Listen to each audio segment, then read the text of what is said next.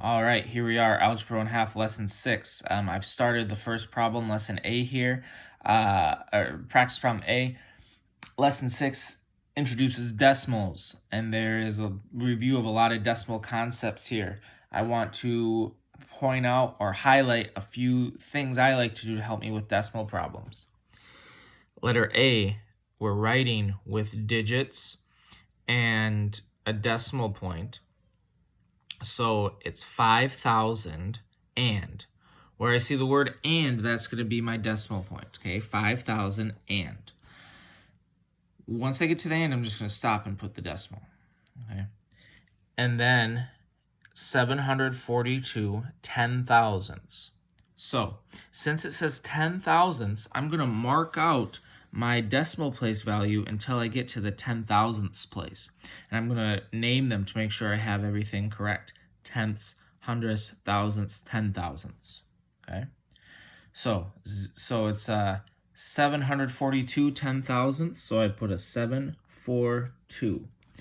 And then I'm going to have to put a 0 in front of it, right? Because I had 4 place values. If I just look and try to write 742 10,000ths, I might make a mistake. But if I mark out each place value and make sure I'm going all the way to the 10,000ths place, I'm more likely to have it correct. Okay, so 5,000 and 742 10,000ths. That's letter A. There's a lot of practice problems here, so we'll just do one of each type. Let's look at letter C. We're using words to write this number. I'm looking for that decimal point. That's going to be my and. So if the original number is 7000, oops, need a decimal point, not a comma. Let me start over. 7,000.65. So when I write this out, it's going to be 7,000. And then as soon as I see that decimal point, I write and. 7,000 and. This is in the thousandths place, so it's 7,065 thousandths.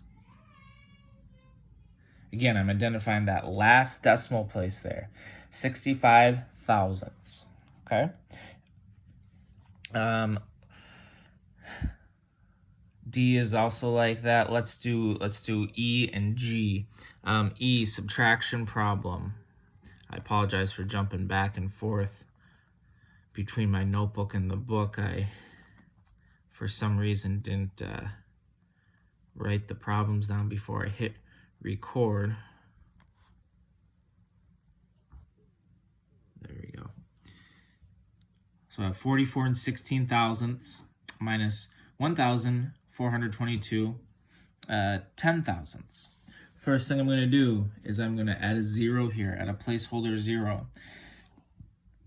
Then I'm going to have to do some borrowing. 5 and 10, so this is going to be 8, this is going to be 3. I can't do 1 minus 4 here, so I'm gonna have to borrow across 2 places. This is going to become 3, this becomes 10, and this becomes 9, this becomes 11.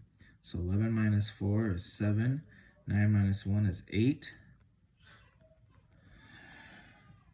And there's my answer, 43 and 8,738 hundred thousandths. Really have to make sure we're keeping close track of our borrowing for problems like this, and that we're being very careful with our borrowing and crossing off our old numbers and writing our new numbers.